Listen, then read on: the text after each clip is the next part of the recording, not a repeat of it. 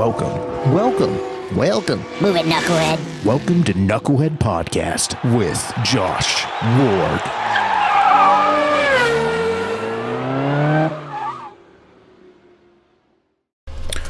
Welcome back to another full-length 30-minute episode, if I make it to 30 minutes, episode of Knucklehead's Podcast. Anyways, oh my god, I'm gonna sneeze. Oh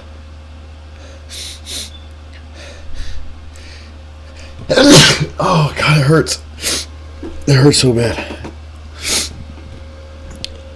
It is cold down here. Now, I know so many people are gonna be like, yeah, it's not cold down here. I think it's like 30 something, maybe.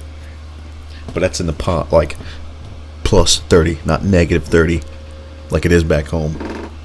I feel really sorry for you guys. I like cold weather, but I don't like freezing ass weather. I was reading online earlier, and which I do a lot of reading. I've done a lot of reading lately. And there's a bill proposed by, I'm not even sure who,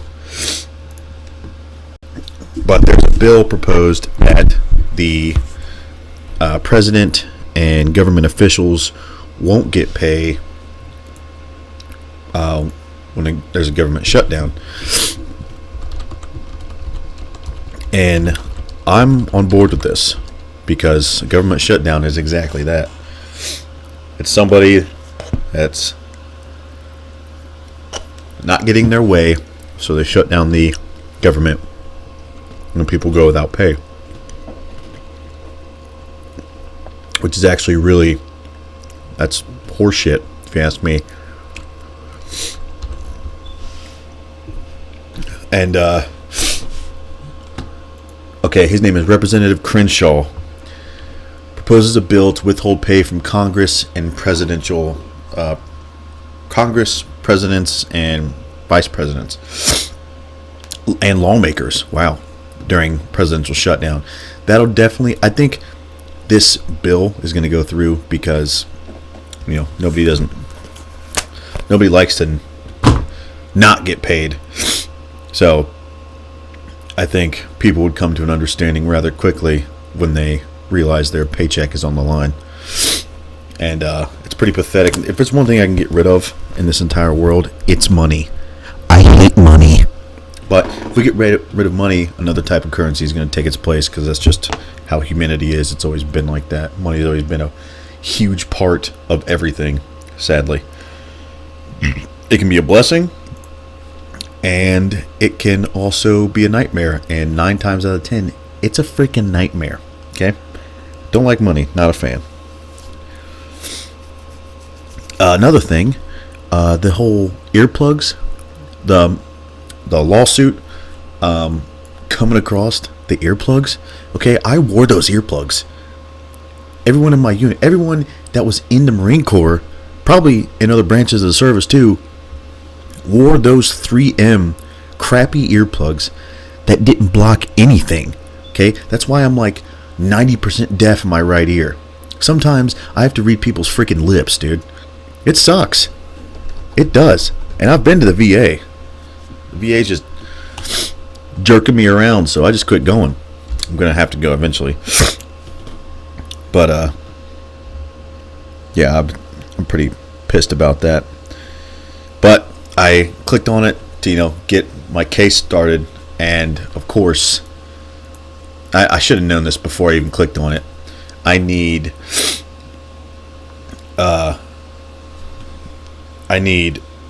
like evidence, obviously. So I need like paperwork that shows I have hearing loss in my right ear. I do not have that. So looks like I'm not doing that anytime soon. That's why the VA thing needs to happen for me rather quickly.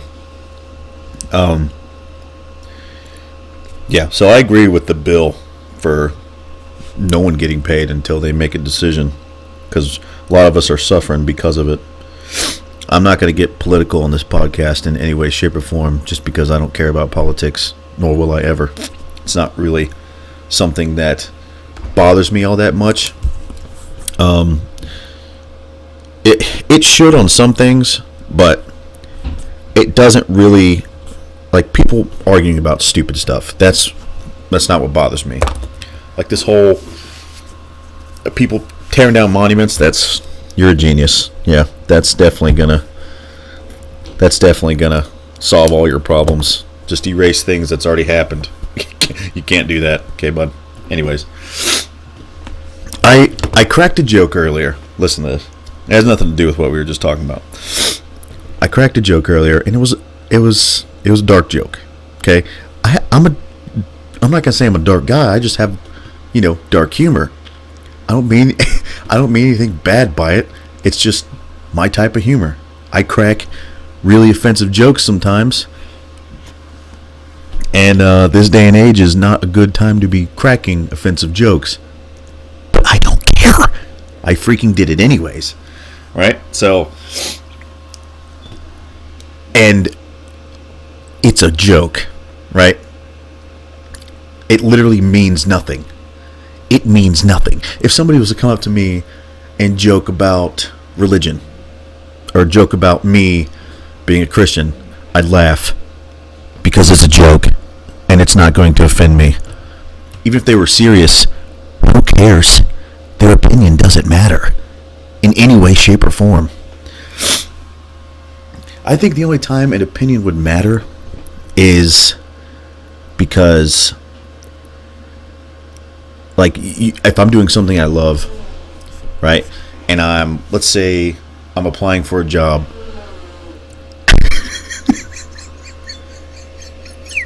I don't know if you can hear that, but my roommate is blowing his entire face into some napkins or something. Oh my god, it's so loud. The only time an opinion should matter is if you're applying for a job that's a dream job. Of course, their opinion matters, but and that's the only time it should matter, because you want to make a good impression for your dream job. I get that. I understand that.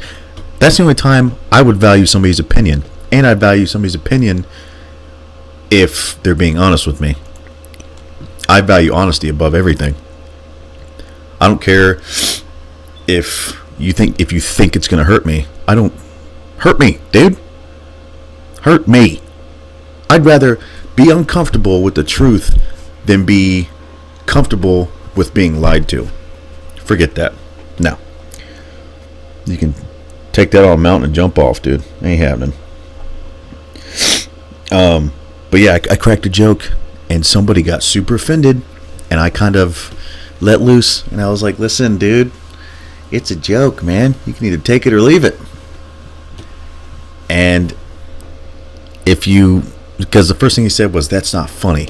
That's really messed up.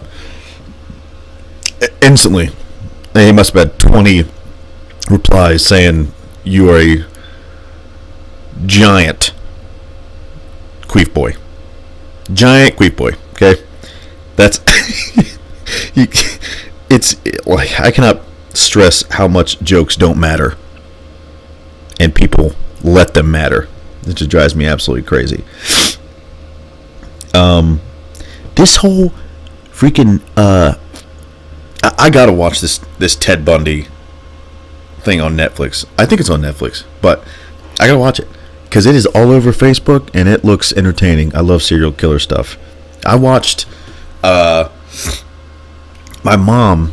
She went to school for a long time. And don't ask me which college she went to, but she was home. She went to college on the computer when I was a kid growing up, like middle school and high school. She was on the computer all the time doing classes.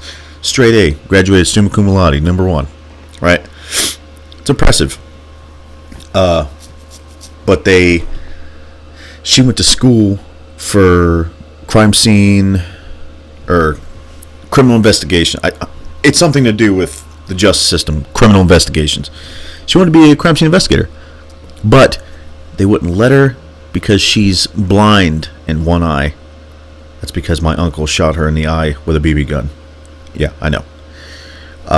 But yeah, that's the reason she couldn't become it. Because she's.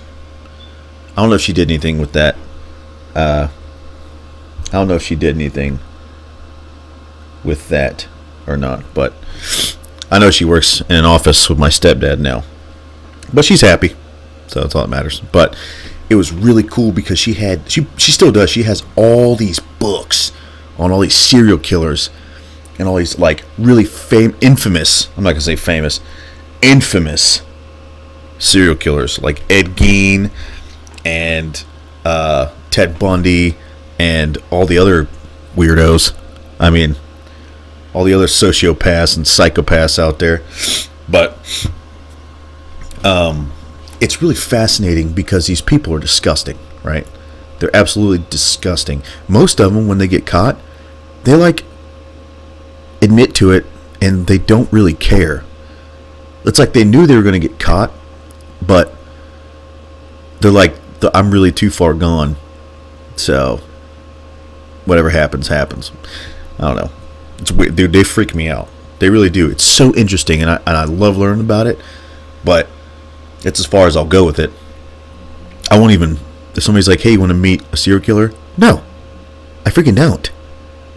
Like, I'll listen to him speak if I'm in a crowd of people, but if it's like one-on-one, no. I don't know if I have the brass for that. I'd rather go down a track at 200 plus mile an hour on a motorcycle. That excites me. Talking to a serial killer does not. Because it might brainwash me, dude. No. Yeah, so the joke of the day is, or like the phrase of the day is, crack jokes. Don't let anybody tell you any different, because they're crybabies and can't handle anything. Oh, today at work, or no, I'm sorry, Monday, I'm going to say Monday, at work we have these 55-gallon drums of OW20 oil, right? It's full synthetic oil. We mainly put them in 2015 and up models on Nissan dealers, on Nissan cars, and we run through them like crazy because people, I'm sorry, not 15 and up, 17 and up models on Nissan vehicles, we put the OW20 in, and we run through it like crazy because people bought a lot of Nissans, and 2017, last year, and probably this year, but so we run through them like crazy, and we empty them out really fast. Well, we were fresh out. We had 5 barrels. We went through 5 barrels in a span of, I don't know, maybe 2 months. And that's pushing it. But finally, Monday, guy shows up with a stake bed with all the barrels that, so like they take the 4 barrels and they replace them with 4 full barrels. And so we wrote them all out to him, and he gets out of the car, big old white boy, big old country white boy, gets out, looks at me, doesn't say a word, and I'm like, yeah, I wrote them all out for you, man. He just kind of like nods and goes to work. I'm like, well, whatever. Maybe he's having an off day or something. You know, when people look pissed off, I don't talk to them. I don't talk to people in general, but I thought I'd say something to this guy because, you know, just friendly sometimes, I guess. But he goes, yeah. So this whole time he's like throwing stuff and thrashing stuff around. He had a bad night or a bad weekend or something. He was angry. Okay. He rolled all 4 of the barrels in. Didn't slam anything while I was in there. Took the empty ones, put them on the stake bed, and just threw it in the bed of the truck. And it, like, he threw it so hard. Me and my coworker snapped and looked at him like, what is this guy's major malfunction? Okay. He's friggin' pissed. Okay. He's so mad about something that he took this barrel and he threw it as hard as he could into the stake bed, and it like almost destroyed the cab of the truck. I think he wanted to kill the cab of the truck. He was mad about something. I wasn't going to ask him why, but he, you know, getting some aggression out. I thought he was I thought he was going to throw 55-gallon drums in the shop, and me and McCo were going to have to run for cover. That guy was freaking so mad about something, dude. That's something I'm like working on as a person. I used to get mad really quick, and it's definitely not like that anymore. If I working on my bike definitely was a task, big huge learning curve, mainly because I didn't know that much about mechanics when I first moved down here. And then when I did, all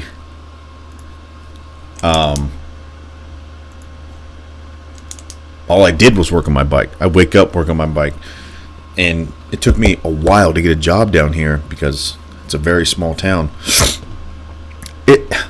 Once you live down here for about a year or like 5 or 6 months, you realize it's not that small of a town. But compared to my hometown, which is Columbus, Ohio, it's small, okay? But I remember waking up really early, going out there working on the bike. It was South Georgia in the middle of summer, so it was hot as hell. It was at least 98 to 100 degrees, 100% humidity, always 100% humidity. Probably sometimes more than 100%, but I'm not really sure how that stuff works. All I know is it was hot, and me and heat don't really exist. And I think it's because I was more out of shape when I first moved down here than I am now. I'm not going to sit here and say I'm acclimated to it because I am not. But it's still pretty hot. But I was always working on my bike constantly, and that's how I learned, because I must have drove that bike into the dirt 2 or 3 times. I resurrected it at least twice. I bought so many parts of that bike, and there's one day I'm riding home, and I didn't have an F1 light. Something happened. It felt like it was overheating. So I was like, okay. It was almost at 200 degrees, and I like to keep it around 175, 180. So I was like, okay, there's something wrong with my bike. So I decided it was starting to get a little cooler. So I was like, okay, I'm just going to do a complete overhaul on the bike. So I bought all these parts, and then I put all the parts on the bike, and then I have more problems than what I had before. So like, it took me forever to try to fix it. And at one point, it didn't even start anymore. And now, mind you, I had to do all this within a budget. I couldn't just buy parts. If I could buy parts, I would have bought brand new pretty much everything, and that bike would have been running perfectly fine. But I didn't. I barely had any money, because after I got a real job, because I worked the door and like partially bounced at a local pub or a local bar here in town, which I will never do again. But I did that for shit pay, and then I went to the dealership making much more money, but not enough money to really do anything. So all that money either went to rent and food, living expenses. But any type of extra money I had, I would try to buy a freaking bike park with it. And it took me a while to get all the parts together because, well, I had to search, and you get done with one problem, you have like 2 or 3 more problems. So I finally came down to me buying a new wiring harness. Bought the new wiring harness, didn't fix the problem. Wiring harness was like $70, but I paid $80 for shipping. Bought it from the same guy. I'm not gonna say his name, but I bought the wiring harness, the main wiring harness, from this guy in Indiana.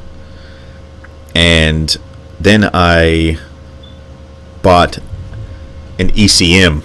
Okay, that was about $260 or $260 for an ECM, which is dirt cheap compared to a refurbished one or a new one, which is about $1,400-$1,500. Okay, I made out, even though that took up a lot of money from me. Believe it or not, that's how poor I am. $250.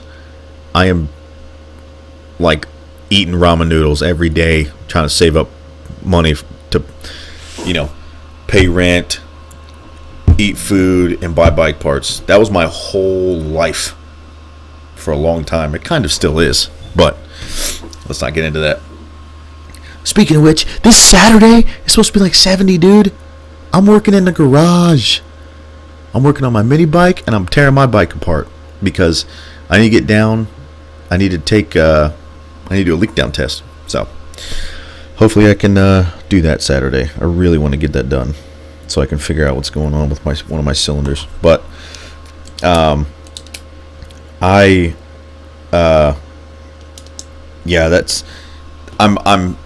trying to say is about my bike is, and like my knowledge is, I want my knowledge to surpass everybody's, and which I know it's not gonna do that because there are a lot of people that are, I hate to use the word privileged, but it's what they are. I mean, I wasn't born into this. I wasn't born into motorcycles. I was born really into just being an individual. I've never been one to really follow the crowd all that much, but I know that once I got out of the military, I needed to find a course to run. I needed to find goals. I needed to set goals. I needed to chase dreams, chase goals, and that's what I'm doing right now. And if somebody comes up to me and says, "Oh, this bike is unsatisfactory," after I've worked on it forever, of course I want to know why and what I can do to, make it better. Oh my God, DOG. I swear to God, my dog turns off my computer, I'm going to be freaking pissed. Highly pissed off. Go. But I want to know why. But if somebody sits there and I've worked my ass off to get to a certain point in my life, and I have everything out on the table, this is me, this is what I have, and their opinion sucks about it, I'm not going to be mad at them because that opinion matters. If it's somebody of importance, I'm trying to get a job, right? Or I get a job and my first job is like unsatisfactory, and most people don't know how to approach you where constructive criticism isn't. They don't know how to talk to you when they're giving you criticism. It's always like, "You're stupid, this is dumb, you've messed up." It's like the only way people know how to give constructive criticism is to put somebody down so far down, it's very hard for them to crawl out of that hole again. Which is fine, because that's some people's teaching methods. But at the same time, it's very difficult to live up to somebody's standards that are so high that I can't even reach them, or you can't even reach them. It's outlandishly high sometimes, and hopefully I don't meet a whole lot of people like that. I know I will. I've met pretty much people like that my entire life growing up, so it's not going to bother me or anything, but it sucks. It's more annoying than anything, because I don't even want to work with that person. But I'm also this type of person where if I'm trying to learn something, oh my God, my dog hates me. He's whining right now, like groaning and shit. Shut up. If I'm learning from somebody and they are condescending and they make me feel stupid the whole time, I don't learn. I just get annoyed and pissed off and angry for no reason. Well, not for no reason, but that is the reason. Like, if you're going to teach me, man. I love learning. I don't think there's enough life in, like, let's say I live to be 80 or 90. I could learn something new every single day, or I could learn something new every hour, every day until I turn 80 years old, and I still won't know everything that there is to know. And that annoys me. I want to know everything. I'm a sponge of knowledge. It's the best way I can put it. I know that sounds kind of corny, but it's true. I love learning stuff, especially about motorcycles, cars, trucks. It doesn't matter. I recently just bought a membership to Moto Trend so I can watch like Roadkill, which is, I've been addicted to that show lately. Those guys are idiots, and I love it. But another thing is, once I go home, I want to work for a motorcycle or power sports shop. And eventually, I would like to open up my own power sports shop close to home, or in Columbus at least. And then, I want to have like bike nights and, I want to have like sell bikes on the side and four-wheelers and dirt bikes and stuff like that. I think it'd be really cool that if I was eventually able to get like a bunch of land, I'd make like a dirt track in the backyard. I think that'd be awesome. That'd be so awesome. This is coming from somebody who didn't grow up with motorcycles. I'm learning all this stuff as I go, so it's a lot more interesting to me because I've never done this type of stuff before, and I'm constantly learning new things over and over and over again. I bought this little black book where I just fill it up with knowledge, like random stuff that probably has nothing to do with motorcycles but mechanics itself. I don't care. Engineering blows my mind, but I know that engineering, it sucks to say this, but it's for really gifted minds, very gifted minds. And I'm very hard on myself, and I'm going to sit here and say I don't have a gifted mind. I don't have a gifted mind, nor will. I know I will. I have a learning mind.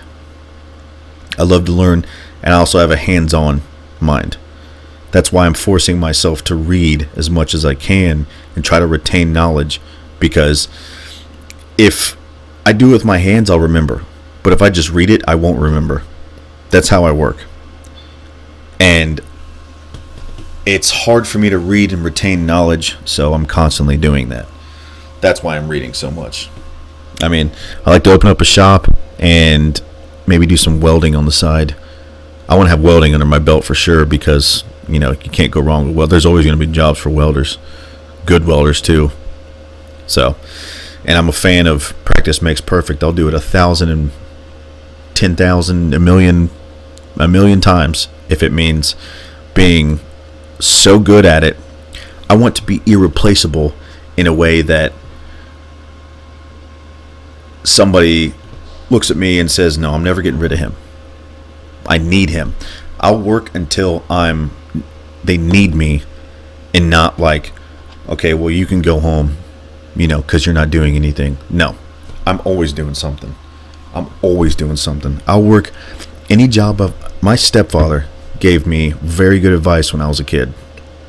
And I've carried this to every job I've ever worked at. He said, no matter what job it is, whether it's pitching shit or washing dishes or racing motorcycles, he didn't say that, but I'm saying that now. He said, you be the best at it, 110% always. No one can tell you anything. No one's going to... I work so hard right now. I will, if I don't have any cars to work on, I'll just look at my phone and wait for cars. Cars pull up, I get them done, lickety split, as fast as I can, and as on point as I can, and I'll try to sell, like different stuff needed for the vehicles. My handwriting's clear, my stuff is organized. I clock in on time. When I say on time, I'm like 15 to 20 minutes early every morning. And like this morning, I started at 8 o'clock. I started working at like 7:45 because there was a car already sitting out from yesterday, and I knew it needed to be done, so I'm going to do it. That's how my mind works now. and I love being this way. I'm a morning person. I'll wake up at 5:30 and I have to be at work at 8. I'll wake up at 5:30 and read, or like watch Moto Trend. I'll try to sponge in knowledge as much as I possibly can. There's a place on YouTube called Donut Media. I'll put the link in the description. But Donut Media, and you're gonna watch one of the videos and you're gonna think, "Wow, this guy's kind of goofy." It's knowledgeable, and I've written down a lot when it comes to, like a couple days ago, I wrote a little couple pages explaining 4-stroke and 2-stroke engines, what the difference is, what are the pros and cons on both of them, just so I can understand that. And I can tell you right now, if somebody was to ask me about 2-stroke or 4-stroke engines, I've read so much about it that I could probably answer a lot of questions. I mean, I should have started doing this a long time ago, and I have absolutely no one else to blame but myself. I think that's why I'm so hard on myself, because I messed around so much when I first got out of the military that I'm like paying for it now, and it's well deserved. But I think that I'll always work hard no matter where I go or where I'll be, and I cannot begin to explain how much I love to listen to other people talk and about what I love. And I had a couple people tell me, "Well, how do you know you love it? Because you didn't grow up like this." I was like, "Well, it's because I chose a path and I'm taking the path, regardless of how anybody feels about it, because this is who I am now, and this is who I want to be, and it's not a bad person, and I'll forever be this person." I mean, I was thinking about opening up a small shop and living in my shop, just like a loft apartment or something. I think that'd be cool, because it's just me and Diogi, me and my doggy. But it's getting about that time. It's about 31 minutes. I could go on and on and on about motivational stuff when it comes to mechanics and all this other stuff, and I'll get a lot more motivational. You get me talking about motorcycles and drag racing and how awesome and adrenaline rushing it is. I'll stay on here for a good solid hour probably, but yeah, I'll put the link in the description to Donut Media, and I don't know, maybe somebody else can learn as much as I like to learn, but or if they don't already know it. And one more thing, a lot of my friends are car and bike guys, and they know a lot, so I'm basically trying to keep up with them. You know, it sucks sometimes, because when I don't know what they're saying, I'll Google it real quick, or I want to know these things. But until next week, I will talk to you guys then. See ya.